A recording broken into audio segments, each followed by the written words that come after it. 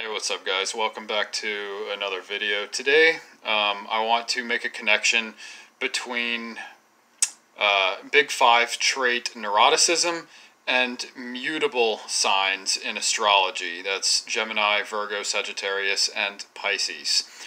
So the Big Five trait neuroticism is the negative emotion dimension. The brain chemical that's connected to that is serotonin. Neuroticism breaks down into two aspect traits which vary independently. That is volatility, which is basically just emotional reactiveness to a situation that one perceives as threatening or just emotionally triggering in some way. So it's just volatility is about initial emotional reaction, whereas withdrawal is more about fear and escapism, and withdrawal it's more flight rather than fight. So we could kind of look at the two aspects in neuroticism as fight, volatility, and flight, withdrawal. So anyway, I'm going to say that only one of these aspects is correlated with mutable energy in astrology. I think there's not really a correlation at all between modality of signs in astrology and volatility. Aries is a cardinal sign and is probably the most volatile. Cancer can be volatile. Libra, I'm going through the other cardinal signs. Capricorn's probably the least volatile, the most cool-headed. Cancer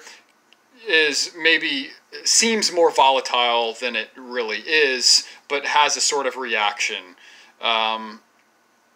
to things it perceives as negative, threatening. Libra, I think, is probably just as volatile as Cancer, but doesn't seem that way. Seems more balanced and cool on the surface, but internally is going to be more turbulent than it projects. I mean, Libra is all about fairness and balance and taking that middle ground, even if sometimes, especially if that means not really making a decision at all. But anyway, so looking at really all those zodiac signs across the board, the energy that those styles of personality bring, there's not really a connection between volatility and modality, I think. It's pretty evenly distributed. But in terms of withdrawal, I think that mutable signs are the most likely to withdraw or take the flight response to a threatening situation. So we'll start with Gemini. Gemini is not very volatile, I would say, but definitely does have withdrawing tendencies. Gemini energy tends to be flaky, tends to be, neurotic, turbulent internally, worrisome, mind always racing. That's why we kind of give Geminis a bad rap. Say like, oh, the twins, two personalities, they're kind of bipolar. Well, they do give off that sort of energy, and I'm not hating. It's just that there are at least two things brewing all the time inside of the Gemini mind, and so that is highly indicative of withdrawal tendencies. Will lead them to flake out, will lead them to take that flight response in a threatening situation that triggers fear in them. Virgo is severely burdened with self-doubt and uncertainty in its, underdeveloped state, is very flighty, is very flaky, and tends to be overall pretty neurotic. Has some volatility, but is definitely more, on the withdrawing end, just like the other mutable signs. Tends to be depressive and can really self-sabotage in the mind. It's more mental for a Virgo to do this than, say, like Sagittarius. Sagittarius is more likely to self-sabotage with drugs and alcohol. It's more like psychopathic energy, highly withdrawing, and can be very depressive as well, to the same degree, but in a different style. Because Sagittarians value fun a lot. They go out of their way to, have fun and to enjoy themselves and to indulge in the pleasures of life. And so a lot of that is genuine, is a genuine value that they're living by.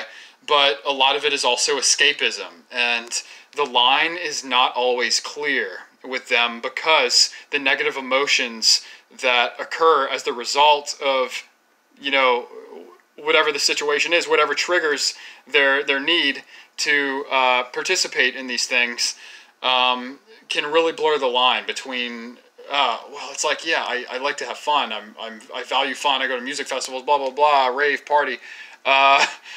But, they can participate in the same things that they normally would when they get triggered, but it's for the wrong reasons. So Sagittarians can become very depressed as a result of that internal confusion about why they're acting a certain way, why they're feeling certain ways.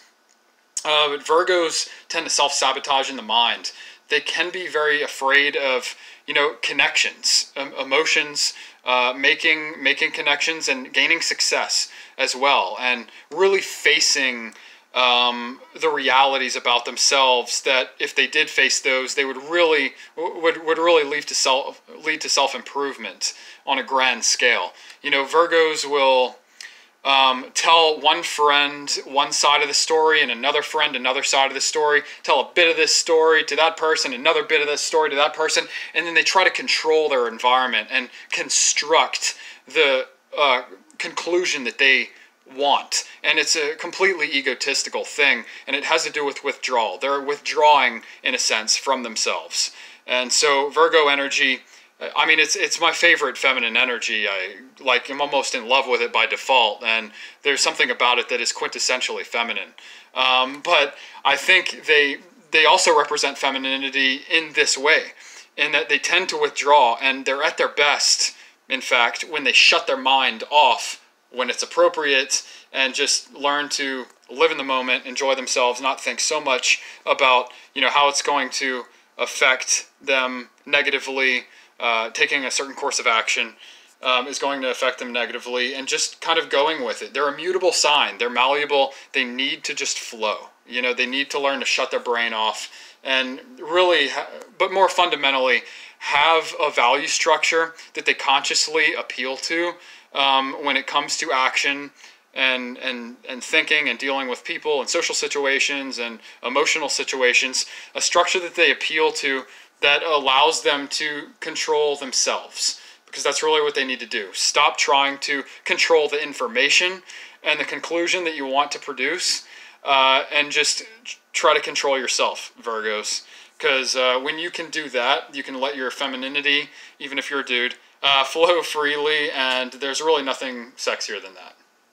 Now, I want to briefly talk about Pisces in relation to withdrawal, but I think that they're the least neurotic of all of the mutable signs. Oddly enough, their minds race, aimlessly the least of the mutable signs. And they're, I think Pisces really gets a bad rap. Pisces is misunderstood, just like the 12th house, which Pisces represents and is at home in. And they're misunderstood, and for some of the same reasons as the 12th house is misunderstood. Because it's at its best, it's probably the most integrated energy in terms of masculine and feminine, but also in terms of, the universal unconscious, the collective unconscious, and, universal metaphysical realities that, your average people, have trouble grasping with. Like Pisces is very otherworldly. It's almost alien energy, but at its best is highly integrated and has this spiritual sense about it, But this is because it's so dark and so unknown, and so unconscious.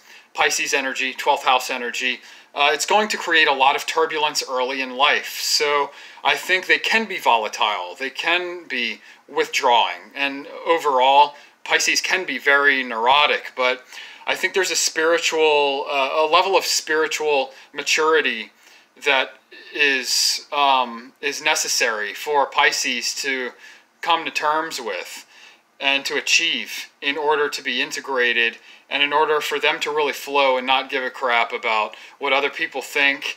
And with that, unlike the other signs, because I think the other signs are quite fixed to the degree that they are neurotic, they just need to find external structures with which to deal with that.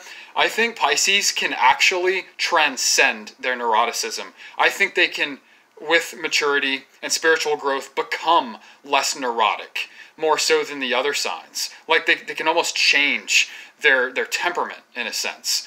I really believe that about Pisces energy. It's quite unique. You know, it being the 12th and final sign of the zodiac. There's something about it that I certainly connect with, being a 12th house dominant chart natal person, but it is very misunderstood and can definitely be volatile early in life and also withdrawing, so overall neurotic, but can transcend that in its own Pisces spiritual messianic way, I guess we could say.